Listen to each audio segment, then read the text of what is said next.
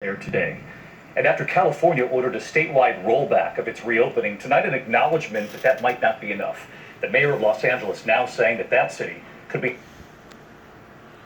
Let's back this up. I'm sorry about that, folks. difficult times that we will experience in American public health. And the grim new number tonight, the U.S. has now surpassed... We didn't go far enough. Hang on. Sorry about that. This is ABC Here we go. News Tonight with David Muir. Let's get it all. We're going to get it. Let's get it all. With us here on this Tuesday night. Listen We up. have a lot to get to, and we begin tonight with the coronavirus here in the U.S. And tonight, that new warning. The head of the CDC now saying that this coming fall and winter will likely be one of the most difficult times that we will experience in American public health. And the grim new number tonight, the U.S. has now surpassed 136,000 lives lost. In Florida tonight, the record number there, 133 deaths in the last 24 hours, more than 9,000 new cases there today. And after California ordered a statewide rollback of its reopening, tonight an acknowledgement that that might not be enough. The mayor of Los Angeles now saying that that city could be on the brink of a new stay-at-home order. And the new images tonight from hospitals across the South, hospitalizations at a record high in several states, including Mississippi. At the University of Mississippi Medical Center in Jackson, every bed is full. 29 patients are waiting. And tonight, the breaking headline on a vaccine trial and what they're seeing so far. And as we point out every night here, every life lost leads to a family broken. Tonight, a 13-year-old in Oklahoma dying just an hour after arriving at the hospital. And so we begin tonight with ABC's Matt Gutman leading us off. Tonight, doctors waging a war on the virus in room after room at the University of Mississippi Medical Center in Jackson, the state's only level 1 trauma hospital. We are full. The vacancy light is off. There have been patients in the last week that we have actually had to refuse and transfer. Tonight, 29 patients here just waiting for a bed. As soon as a bed comes open, there's another patient that's ready to fill it. When a bed empties, it's not just because we're able to send that person home or to get them out of the intensive care unit. It's because they might have passed. For medical staff, no end in sight. When you're running full speed all the time and the outcomes are not always what you want, it's exhausting. And the CDC director saying today there will be no respite. I do think the fall and the winter of 2020 and 2021 are going to be probably one of the most difficult times that we've experienced in American public health. In California, indoor dining and bars shuttered. And for most of the nation's most populous state, indoor malls, gyms, and salons closed down too. Some businesses had just reopened before being told to shut back down. We're back to square one. We're left out here. 1 minute you can open, 1 minute you can't, and then you can, and now you can't again. It's just like back and forth, back and forth. It's so hard. Los Angeles now teetering on the edge of a stay-at-home order. We are on the border of going to red.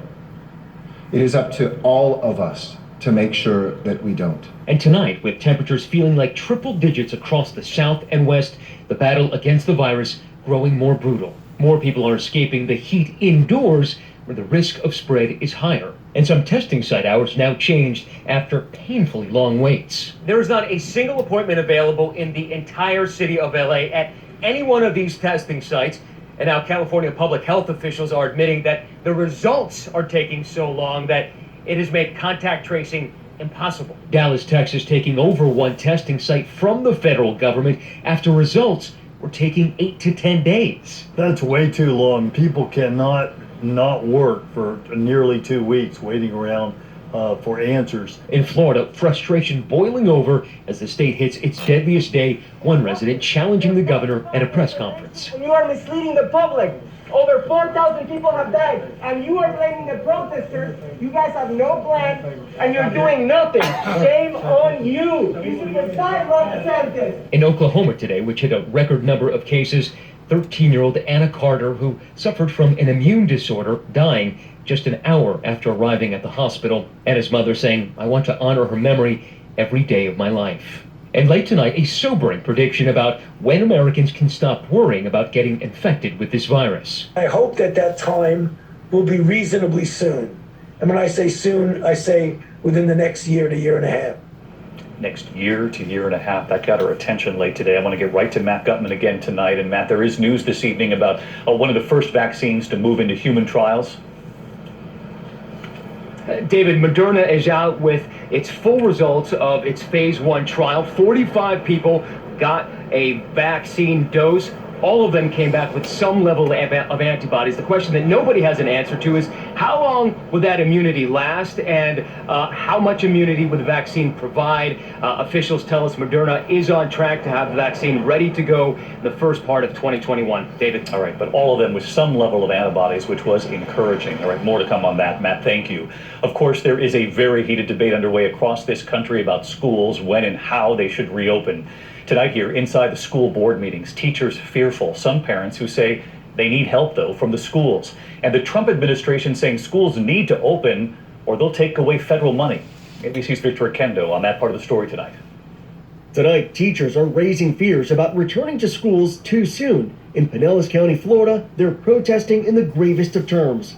The governor of the state calling for schools to open, but in the school board debate, emotions were running high. When I signed up to teach, I didn't sign up for hazardous duty, folks. I served 8.5 years in the military. I never once feared for my life. I do now. What in the hell are we doing? The Trump administration has threatened to pull funding from schools that don't open. American investment in education is a promise to students and their families.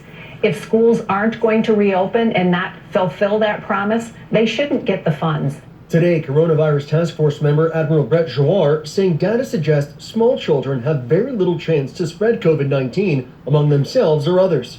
But the data on small children is limited and unproven. The CDC guidelines state that opening schools without distancing presents the highest risk. But in Orange County, California, a school board voted to recommend just that. No social distancing, no masks, this in a hotspot where reopenings are being rolled back. Even though they're not my kids, to know that if one of them were to pass away because they got sick, because they just want to come into school and learn, is atrocious. Anna Urasek is a Florida mother of 10-year-old twins who was overwhelmed when the schools closed in the spring. Teachers have an amazing skill, and I could not be that replacement. And so it was impossible. And my number one ask for the school district is to really have the teachers teaching, whether it's virtually or physically. It's going to be a really tough road ahead. Let's get back to Victor tonight and the schools debate whether to open and what they'll do with social distancing and masks. Victor, I do know that major retailers are moving forward on masks. In fact, another one taking steps tonight. David, Best Buy announcing that masks will be required in all 1,000 stores nationwide. They join Costco and Starbucks. The CEO of Walmart saying they're considering the same. David? All right, Victor, thank you. President Trump making news tonight on the coronavirus and on race and policing in America. After the president retweeted a former game show host who said the CDC is lying, a member of the president's team is asked, "Are you lying about the virus?" His answer. And on race in this country, what the president said in a new interview when asked why are African Americans still dying at the hands of law enforcement. The president answered and then said, "What a terrible question to ask." Here's Mary Bruce. With cases soaring, the president tonight defensive. In a rambling Rose Garden address that sounded like a campaign speech, Trump attacking Joe Biden and touting his own record. It's a different world, but we're coming out on top. But Trump is facing growing backlash. As the virus explodes, the White House is trying to discredit and sideline the nation's top authority on infectious diseases, Dr. Anthony Fauci. Speaking with medical students today, Fauci was asked, who should Americans trust? You can trust respected medical authorities. I believe I'm one of them, so I think you can trust me. But I would stick with respected medical authorities who have a track record of telling the truth. The president is also taking shots at the medical experts at the CDC, retweeting former game show host Chuck Woolery, who said the CDC is lying. Today, Trump's own testing czar said that's not true. We're learning every day, but nobody lies to the American people. We're completely transparent and honest. 4 former heads of the CDC warning in the Washington Post, sound science is being challenged with partisan potshots, sowing confusion and mistrust at a time when the American people need leadership, expertise, and clarity. And Biden's message today, follow the science. Mr. President, please listen to your public health experts instead of denigrating them. Do your job, Mr. President. And Mary Bruce with us tonight. Mary, President Trump, of course, dealing with two crises at once, the pandemic, which you just reported on there, and of course, the national outcry sparked by the police killing of George Floyd. And we know the president was asked today by CBS about Black Americans being killed by police, and here's how that question played out. Why are African Americans still dying at the hands of law enforcement in this country? And so are white people. So are white people. What a terrible question to ask. So are white people. More white people, by the way. More white people. And Mary, his answer making news tonight. It's also becoming very clear that this is going to be a major issue in this coming election. Well, the president is clearly playing to his base here and dismissing the fact that Black Americans suffer disproportionately from police brutality. The truth, David, is that Black Americans are more than twice as likely to be shot and killed by police than white Americans. Mary David. Bruce tonight. Mary, thank you. Now to the book the president tried to block from his niece, Mary Trump. The final hurdle cleared in just the last 24 hours, allowing Mary Trump to speak out. And she did so today with our George Stephanopoulos. And here's the first look tonight. Boil it down. What's the single most important thing you think the country needs to know about your uncle? He is utterly incapable of leading this country. And it's dangerous to allow him to do so. Based on what you see now or what you saw then? Based on what I've seen my entire adult life. The White House calls Mary Trump's book a book of falsehoods, but there is a lot to unpack from this interview. George will have much more first thing in the morning on Good Morning America. In the meantime, there is news tonight in the Ghislaine Maxwell case. Jeffrey Epstein's alleged co-conspirator. She pleaded not guilty today and asked to be released on bail. What the judge decided and what we learned today about a name she was using and what we learned about her having a spouse. Here's Eva Pilgrim. Tonight, Ghislaine Maxwell denied bail, a judge ruling that because of her unknown but substantial wealth and international connections, she poses a substantial actual risk of flight. Hearing from two of her alleged victims that Maxwell should stay behind bars. They were very gratified, felt vindicated. They've been fighting this for years. Maxwell appeared via video conference in a brown shirt, removing her glasses as she pleaded not guilty. The government's case, Maxwell conspired and participated in an ongoing scheme to abuse multiple victims for years, enticing girls who were as young as 14 for abuse by convicted sex offender Jeffrey Epstein in the 1990s. The prosecutor read one of the alleged victims' statement in court. Without Ghislaine, Jeffrey could have not done what he did. She was a predator and a monster. A second victim, Annie Farmer, chose to speak, publicly identifying herself as a victim in this case for the first time, reading this statement to the judge. She has never shown any remorse for her heinous crimes or for the devastating, lasting impact her actions have caused. Maxwell's defense attorney telling the judge, our client is not Jeffrey Epstein, and she has been the target of essentially endless media spin, shooting down the prosecutor's dramatic description of her arrest, claiming instead that she was in her pajamas when the FBI arrived, following her safety protocol when she moved rooms. Her attorney saying she would have surrendered. The prosecutor today presented a woman skilled at concealing her identity, intent to flee, saying Maxwell gave the realtor that sold her that massive New Hampshire home a fake name, Janet Marshall, accusing Maxwell of masking her assets and those of her previously unreported spouse, whose identity she declined to provide, telling the judge their case is not dirt, it's not spin, that is the evidence. Now, Maxwell could appeal this decision. For now, her attorney says she's basically being held in solitary confinement. Her trial is scheduled for July 2021. David? All right, Eva Pilgrim, our thanks to you again tonight. And next this evening, a former white supremacist has been put to death in Indiana, the first federal execution in 17 years. Daniel Lewis Lee was sentenced to die for the gruesome murders of a gun dealer, his wife, and her 8-year-old daughter in the 1990s. The lethal injection was carried out after a last-minute ruling by the Supreme Court, and despite objections from the victim's family. There's also late word tonight that Supreme Court Justice Ruth Bader Ginsburg has been hospitalized for a possible infection. Ginsburg is a cancer survivor and just 2 months ago was hospitalized for a benign gallbladder condition. She is reported to be resting comfortably while being treated with intravenous antibiotics. Ginsburg is 87 and the oldest justice on the High Court.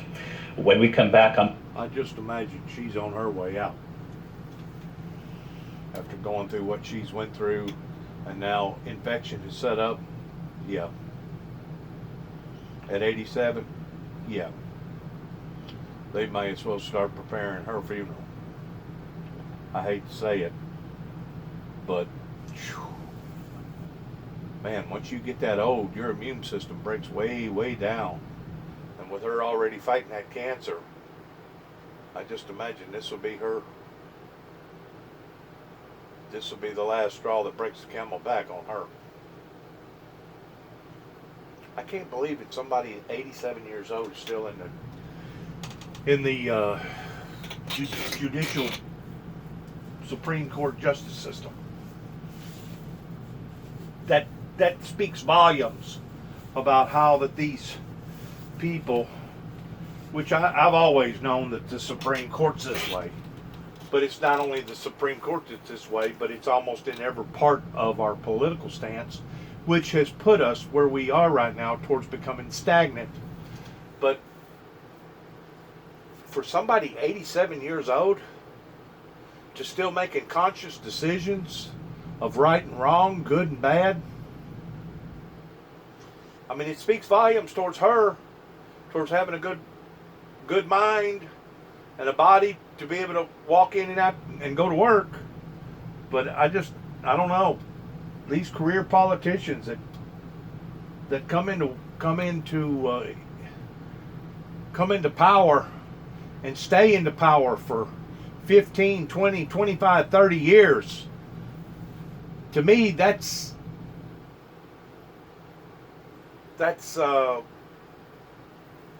non-productive in an atmosphere that is constantly changing and evolving and rotating and expanding, pertaining to all of our lives that are basically on a roller coaster ride, to where, I mean, if you don't wake up in the mornings and hit the ground running, you'll basically be left behind. And it's not so much as how hard you work anymore, but how smart you work. And to think that we still have old mindsets that is that far behind in catching up with today's society it's mind-boggling to me. It's mind-boggling. This busy Tuesday night, the tragedy in the lake. 2 brothers apparently electrocuted in the water. And what authorities are saying tonight. Lord. Severe rheumatoid arthritis, and take it on with Rinvoq. Rinvoq, a once... July 2021. Now, in a few minutes on Outside Source, we're going to go back to the 70s and look at the Queen's role in a key moment in Australia's history that's been revealed for the first time in the release of secret letters.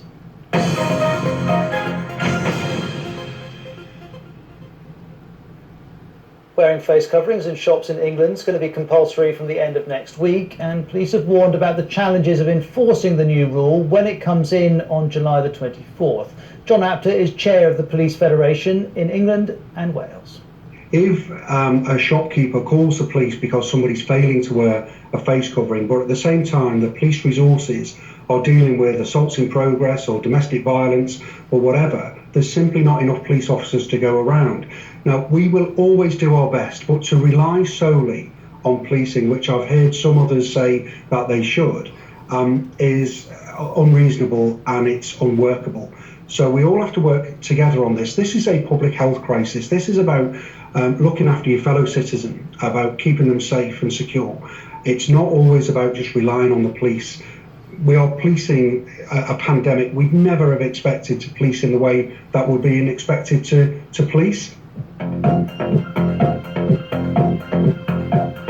Wow. This is open and cleaner than ever. Join today for just 25 cents down, $10. The one is watching out for your money when you're not.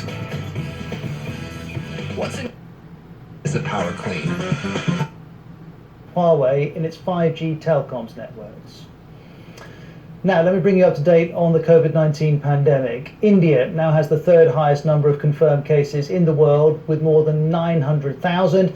You can see the increase over the last 4 weeks. The northern state of Bihar which has a population of 125 million, is going into a 15-day lockdown, and the city of Bengaluru, also known as Bangalore, is going back into lockdown too. Here's Imran Qureshi from BBC Hindi. It's fairly clear now that this lockdown is going to be a little more stringent than what was implemented some time ago. That was a national part of the national lockdown.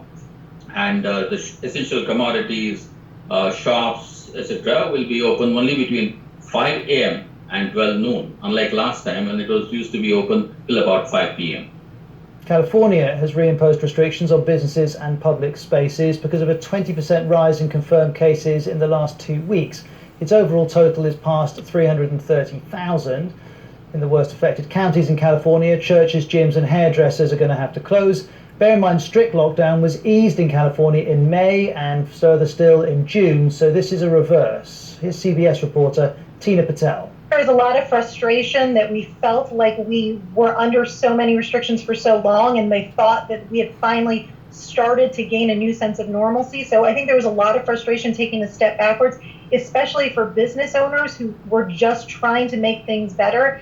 But I think there's also not a lot of surprise. I think that when you were going out in the community, you saw a lot of people that were maybe acting a little bit lax, not wearing masks, not doing as much social distancing. So there are some people that say they kind of saw this coming and they're hoping that maybe this is the wake-up call were lifted. This should not have happened to my father. He should not have died alone in a hospital with a nurse holding his hand. Now she's calling on elected officials to do more. Do more to protect people of color communities that are on the front lines holding our economy together. While those selling masks to protect us, like Teresa, say now is the time to be more vigilant than ever. Esto no es un juego, que esto es un virus y que te mata. She says that this isn't a game. She says this is a virus and this virus will kill you. Gotti Schwartz, NBC News, Los Angeles. Up next, one boy's inspiring shout out to the front lines. I have the power to lower my blood sugar and A1C. Because I can still make my own insulin. And Trulicity activates my body to release it, like it's supposed to. Once weekly Trulicity is for type 2 diabetes. It's not insulin. It starts acting from the first dose, and it lowers risk of heart attack, stroke, or death in people with known heart disease or Sir John Kerr and Buckingham Palace. John Kerr wrote to the Queen's private secretary on the day he dismissed the Prime Minister and said that he was of the opinion it was better for Her Majesty not to know in advance, but that, of course, his duty was to tell her immediately. The Palace replied he had acted not only with constitutional propriety, but also with admirable consideration. Late night host talking about President Trump, who wore a mask for the first time in public after months of refusing to do so. Tonight, a new poll shows a deep gender divide when it comes to wearing a mask. 54% of women report always wearing a mask in public, compared to only 34% of men. Come on, boys. The science is clear. Wearing a mask works. And Bill Nye, the Science Guy, went on TikTok, of all places, to help explain why some face coverings work better than others. It can block the movement of hair, but only to a certain extent. This is a homemade face mask. It has just 2 layers of cloth with a pipe cleaner sewn in to help it fit against the bridge of your nose. And it blocks the movement of air very effectively.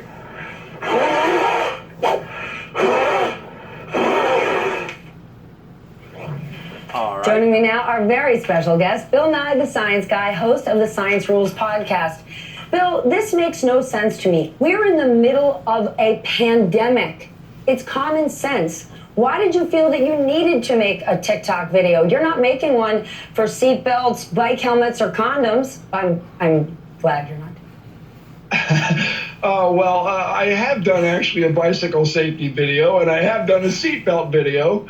This is back in the 20th century, but now we have this extraordinary problem where everybody's personal action affects everybody else. That's the nature of these medical masks.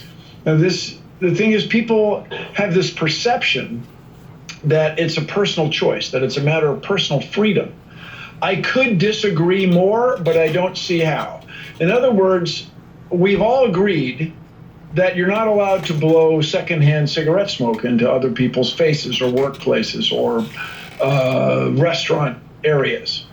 And so in the same way, I think we should agree that we're not allowed to blow potentially coronaviral particles into other people's faces or workplaces or spaces.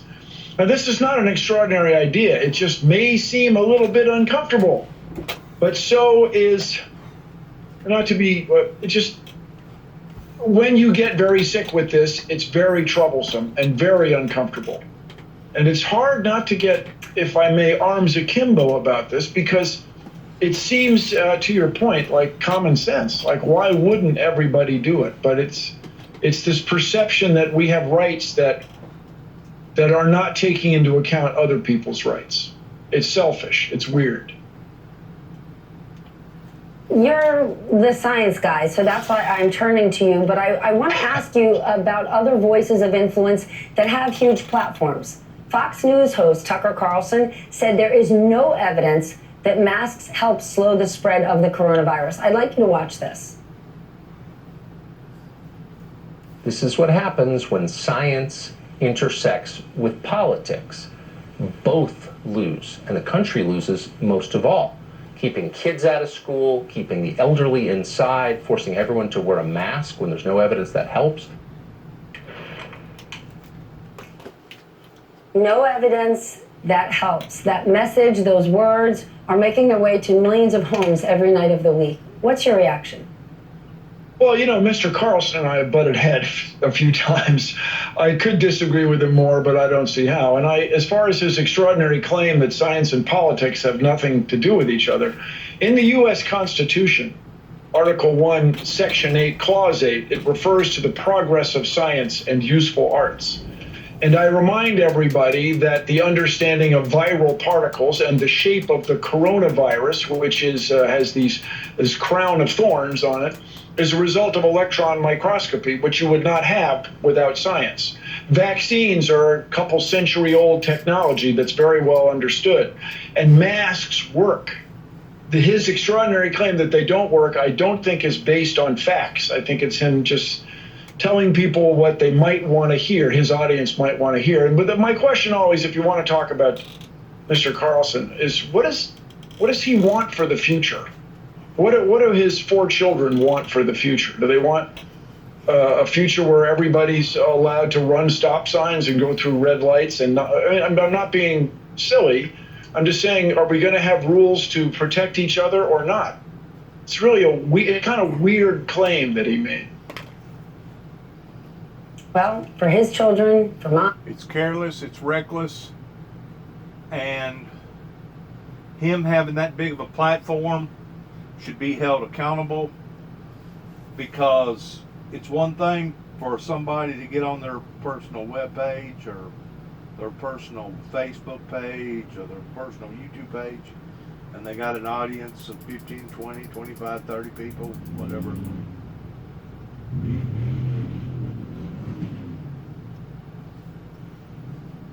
And it's another thing for someone like him with that big of a platform to be doing what he's doing. I'm going to leave it alone at that. I just got through hearing some noises out here. I've had a kid out here riding around on a four-wheeler all day,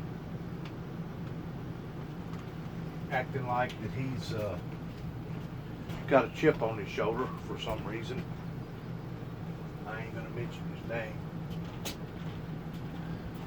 But it begins with an R and it ends with an S. I'm just gonna leave it at that. He keeps riding around here like he's got a chip on his shoulder.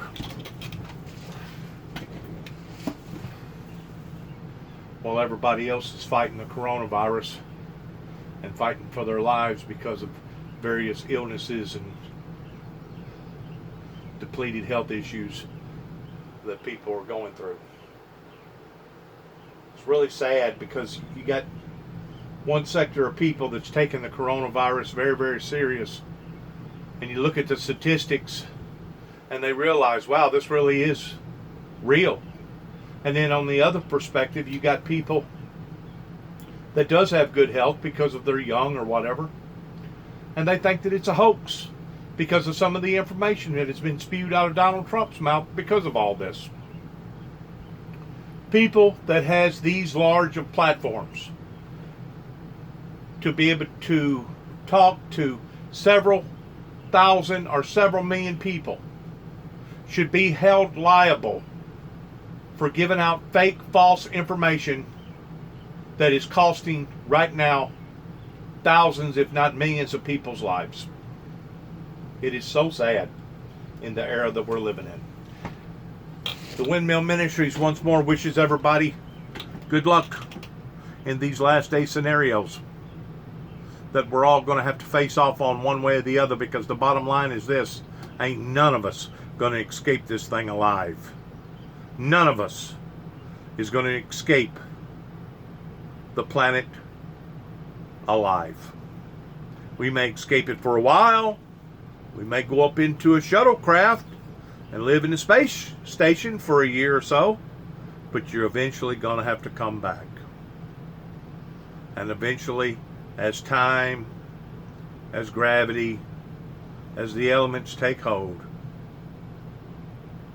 it's just as the Bible talks about. For we was made from the dust, and dust shall we return back into. Shalom.